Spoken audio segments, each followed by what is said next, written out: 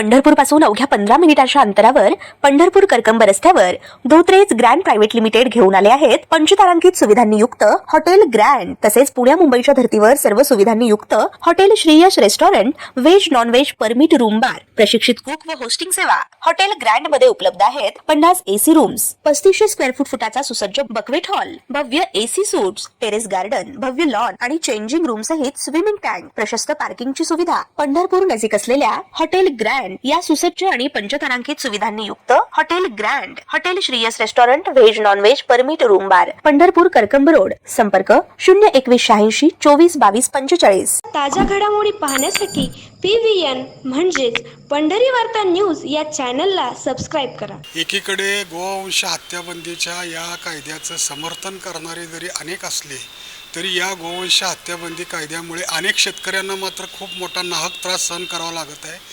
वास्तविक पाहता गोवंश हत्याबंदी कायद्यामुळे एकीकडे हिंदू धर्मियांमध्ये समाधान व्यक्त होत असलं तरी शेतकऱ्यांना मात्र अनेक गोरक्षकांचा नाहक त्रास सहन करावा लागत आहे अशी भावना निर्माण होते। आणि त्याचं कारणही तसंच आहे की अनेक शेतकरी आपल्या शेतीच्या कामासाठी जनावरे खरेदीसाठी बाजारात जातात, बाजारातून खरेदी केले जनावरे घेऊन आपल्या गावाकडे येत असताना किंवा विक्रीसाठी जनावरे घेऊन जात असताना गोरक्षकांचा मोठा त्रास त्यांना होत आहे अशी एक भावना व्यक्त होत आलेली आहे। काल पंढरपुरामध्ये सदरची घटना घडल्यानंतर भारतीय जनता पक्षाच्या किसान मोर्चाचे प्रदेश सचिव मौली हळणवर यांनी देखील सदर गुन्हा दाखल करण्याबाबत आपली हरकत नोंदवली होती आणि गोरक्षकांकडून कशा प्रकारे चुकीच्या पद्धतीने ही कारवाई केली गेलेली आहे याकडेही लक्ष वेधलं होतं। काय घडलं होतं नक्की, काय भावना यामागची? परवा दिवशी संध्याकाळी हे सांगोला तालुक्यातील शेतकरी बीड जिल्ह्यातील गेवराई तालुक्यातील हिरापूरच्या बाजारातून देशी बैल यांनी खरेदी केले आणि ते शेती कामासाठी यांच्या शेतामध्ये काम करण्यासाठी ते बैल खरेदी केलेले आहेत। हे अत्यंत दुष्काळी भागातील शेतकरी आहेत। हे पावसाच्या जीवावरती शेती करणारी ही मंडळी आहे आणि ट्रॅक्टर परवडत नाही म्हणून बैलांकरवी शेती करावी असं यांच्याकडे पारंपरिक पद्धतीने हे शेती करतात। आता पावसाळ्याचं दिवस येणार आहेत म्हणून यांनी आपली बैल खरेदी केलेली आहेत। काही लोक यामध्ये व्यापारी करतात, तिकडला स्वस्तातला बैल आणून इथल्या सांगोल्याच्या बाजारामध्ये जास्तीचे पैसे मिळतात म्हणून काही जण यामध्ये व्यापारही करत आहेत, ते शेतकरीच आहेत। आणि यांनी बैल खरेदी केल्यानंतर बाजारातली पावती घेतली, ज्या शेतकऱ्याकडून बैल खरेदी केला त्याचे आधार कार्ड घेतले, त्याचा फोन नंबर घेतला आणि ते टेम्पोमध्ये भरून सांगोल्याकडे येत असताना रात्रीच्या वेळी त्यांचा टेम्पो एक ठिकाणी टायर फुटल्याने त्यांचा 2-3 तास त्यामध्ये गेले आणि रात्र झाल्यानंतर ते पंढरपूर शहरातून बाहेर पडत असताना काही हुज्जतखोर मंडळींनी त्या टेम्पो अडवला, त्या टेम्पोच्या ड्रायव्हरला मारलं, या शेतकऱ्याला मारहाण केली आणि ते बैल पोलीस स्टेशनला दादागिरी करून आणले। पोलिसांचं म्हणणं होतं की हे शेतकरी आहेत, हे यांच्यावरती गुन्हा दाखल करता येणार नाही, परंतु प्रचंड दबाव टाकून पोलिसांवरती त्यांनी तो गुन्हा दाखल करायला लावला।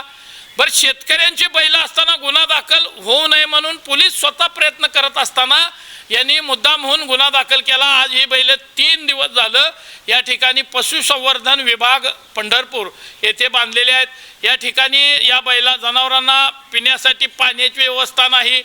हे शेतकरी स्वतः वैरण आणून या ठिकाणी घालत आहेत। यांच्या जेवणाचा प्रश्न निर्माण झाला आहे कारण यांचं गाव इथून 20-25-50 किलोमीटरवर आहे आणि हे या ठिकाणी थांबलेत। यांच्या घरची मंडळी आता डबा घेऊन येऊन म्हणजे इतका हाल या शेतकऱ्यांचं या एका चुकीच्या गोष्टीमुळं झालेला आहे। अनेक बैल मालकांना, अनेक शेतकऱ्यांना असा नाहक त्रास सहन करावा लागतोय। परवा पंढरपूर तालुका पोलीस स्टेशनमध्ये दुधाळ मशीनची वाहन चाललं असताना त्याच्यावरती गुन्हा दाखल केला। हे शेतकरी माझ्यासोबत आहेत। त्या म्हशी आजही गोशाळेत असल्यामुळे अर्धा लिटरही तिथं व्यवस्था होत नसल्यामुळे अर्धा लिटर 5 लिटर दूध देणारी म्हैस आज अर्धा लिटर दूध देत आहे। म्हणजे प्रचंड शेतकऱ्यांचं नुकसान करण्याचं कायद्याचा धाक दाखवून काही मंडळी करीत आहेत। गोवंश हत्याबंदी कायद्याचा एक प्रकारे गैरफायदा घेत आपली धर्मावरील श्रद्धा सिद्ध करण्याचा प्रयत्न होतोय आणि त्यामुळे शेतकऱ्यांना मात्र नाहक त्रास होतोय असं तुम्हाला वाटतं? गोवंश कायदा व्हावा आणि गोवंश वाढावा यासाठी सातत्यानं मी भारतीय जनता पार्टीचा कार्यकर्ता म्हणून सातत्यानं प्रयत्न करतोय. बैलगाडी शर्यत चालू व्हावी म्हणून माझ्यावरती 3 गुन्हे दाखल आहेत आणि ती शर्यत चालू झाल्यानंतर आज खिलार जनावरांना चांगला दर शेतकऱ्यांना मिळायला लागला. शेतकरी ती खिलार जनावरं पाळण्याकडे वळायला लागलेले आहेत. आणि हे असताना काही मंडळी या कायद्याचा कागदपत्राचा घोळ दाखवून कागदपत्रामध्ये अडकावून या शेतकऱ्यांना नाहक त्रास देत आहेत. खरोखरच हे गो तस्कर असतील, जे खाटीक धंदा करणारे लोक आहेत, त्यांच्यावरती कारवाई व्हायला पाहिजे. पण यामध्ये बळी आमच्या शेतकऱ्याचा चाललाय. मी राज्याचे मुख्यमंत्री देवेंद्रजी फडणवीस साहेबांना विनंती करतोय, अशा मस्तवाल झालेल्या प्रसंगी शेतकऱ्यांना मारहाण करणाऱ्या, वाहनधारकांना मारहाण करणाऱ्या, आज शेतकऱ्यांचे बैल सुद्धा वाहतूक करायला कुठलाही वाहनधारक तयार नाही. कारण हे अडवल्यानंतर त्याचं वाहन 15-20 दिवस त्या कोर्टामध्ये पोलीस स्टेशनला अडकलं जातंय, धंदा बुडतोय. त्यामुळे ते वाहतूक करायला तयार नाहीत. त्यामुळे शेतकऱ्यांची बाजारपेठ बंद पडायची वेळ आहे. अनेक बाजार यामुळे बंद झालेले आहेत. सध्या तुम्ही गेवरा येऊन हे खिलार बैल खरेदी करून आला होता, तुमचा हेतू काय होता? तितक्या लांब जाऊन खरेदी करण्यामागचा हेतू काय होता तुमचा? माल इथं सांगोला कमी आणि त्यात जरा स्वस्त मिळतं म्हणून आम्ही गेलो होतो. तुम्हाला इथं आल्यानंतर केव्हा अडवण्यात आला आणि तुमच्याशी कशा प्रकारे उज्जत घातली? 10च्या आसपास 9:30 वाजता अडवला आम्हाला. तुम्ही त्यांना सांगितलं नाही का की हे जे जनावरं मी घेऊन चाललोय ती माझ्या शेतीच्या कामासाठी किंवा माझा खरेदी विक्रीचा व्यवसाय त्यासाठी चालू? सांगितलं आम्ही शेती व्यवसायासाठी नेतोय, ही पावत्या बघा आमच्या. त्यांनी काय ऐकून घेतलं नाही. मोबाईल आमचे घेतले, बंद करून ठेवले, कोणाला फोन लावू दिला नाही.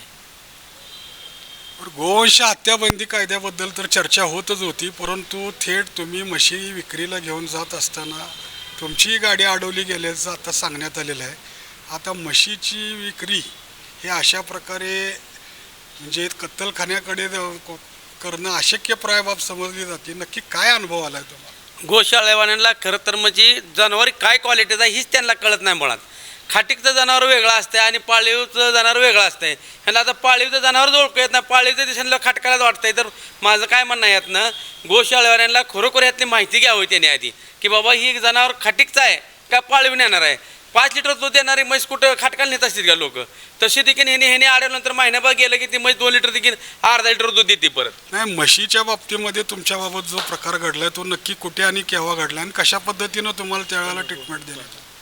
म्हशी सांगोला घेऊन जात असताना त्या नाक्यावर सांगोला नाक्यावर ही गाडी अडवली आणि इथं तालुका पोलीस स्टेशन आणल्यानंतर मी गेल्यानंतर तिथं नंतर त्या गाडी म्हशी महिन्याभरानं सुटल्यानंतर म्हशी त्यातल्या 2 म्हशी आटल्या. आता जवळजवळ 6-7 महिने झाली प्रकरण होऊन. एकूणच गोवंश हत्याबंदी कायद्याचा धाक दाखवत काही गोरक्षक हे शेतकऱ्यांना नडत आहेत आणि शेतकऱ्यांची जी काही जनावरांची खरेदी आहे किंवा शेतीच्या कामासाठी त्यांच्याकडून जी खरेदी केली जाते त्याला प्रतिबंध करता आता थेट म्हशी ज्या आहेत तर म्हशींची वाहतूक देखील रोखण्याचा प्रयत्न होतो आणि असा अनुभव या ठिकाणी चव्हाण यांनी कथन केलेलं आहे. एकूणच राज्यामध्ये अनेक ठिकाणी शेतकरी या गोरक्षक आणि गोहत्याबंदी कायद्याच्या विशिष्ट पद्धतीने करू पाहणाऱ्या अंमलबजावणी विरोधात आक्रमक झाल्याचं दिसून येतं आहे. याबाबत आता सरकार आणि शासन काय ठोस भूमिका घेणार हेच पाहावं लागेल. धन्यवाद.